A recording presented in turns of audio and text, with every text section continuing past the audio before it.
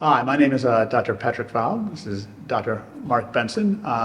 We are both gastroenterologists at the University of Wisconsin School of Medicine and Public Health in Madison, Wisconsin.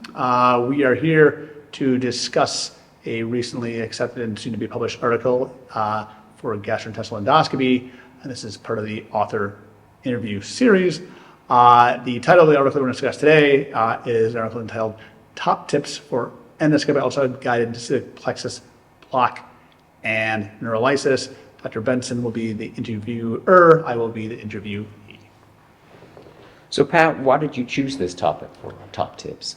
Well, I chose this topic primarily because this is a endoscopic and a endosonographic, a topic that actually doesn't really get much attention talked about. It's something that we use very commonly in our practice. It treats patients with chronic pancreatitis and pancreas cancer. It's primarily a pain relief procedure.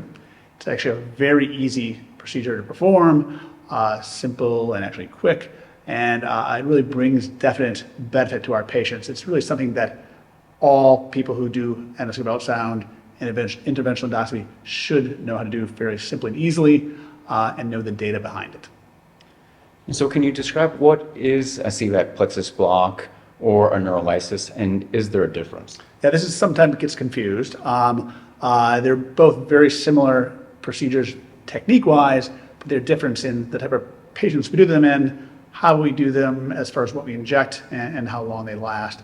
A celiac plexus block is primarily for patients with chronic pancreatitis. It is a temporary block where we usually give medications called bupivacaine, an immune medication, and triamcinolone steroid. It gives a temporary interruption of the nerve flow from the celiac plexus. Celiac plexus neurolysis is a more permanent block. It's actually an ablation or a destruction of the celiac plexus. It's used in pancreas cancer patients with resistant pain and is meant to be more of a permanent pain relief procedure.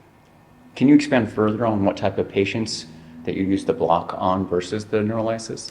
Yeah, so what patients we do it on and when. So for the chronic pancreatitis patients, that's the one we do the block on, which again is a combination of a numbing medication and a steroid.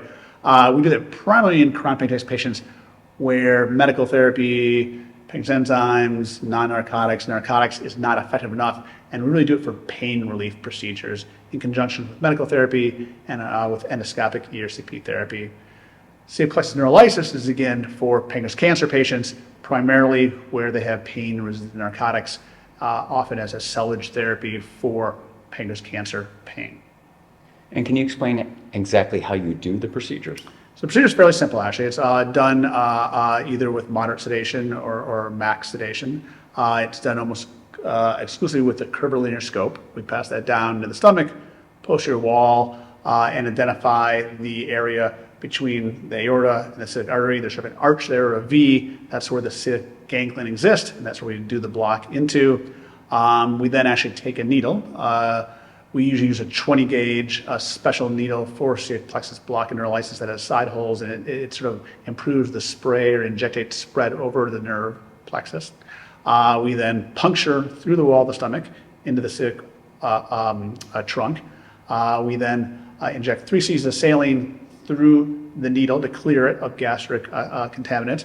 Then we either put in for the block bupivacaine followed by triamcinolone. With the neurolysis, it's bupivacaine either mixed with absolute alcohol or absolute alcohol after the bupivacaine.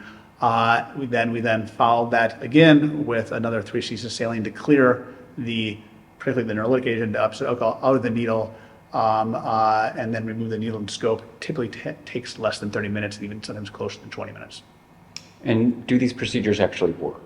Well, so that's very interesting, actually. They do, actually. And pain relief is a challenging treatment for chronic pancreatitis and pancreas cancer patients, but there's good data they both work quite effectively. Chronic pancreatitis, the block, works in about probably 50 to 60% of patients, reducing the pain, but it's transient. It works for about probably 2 or 3 months, but we sometimes see people who get about as much as 6 months relief of their pain from the celiac plexus block.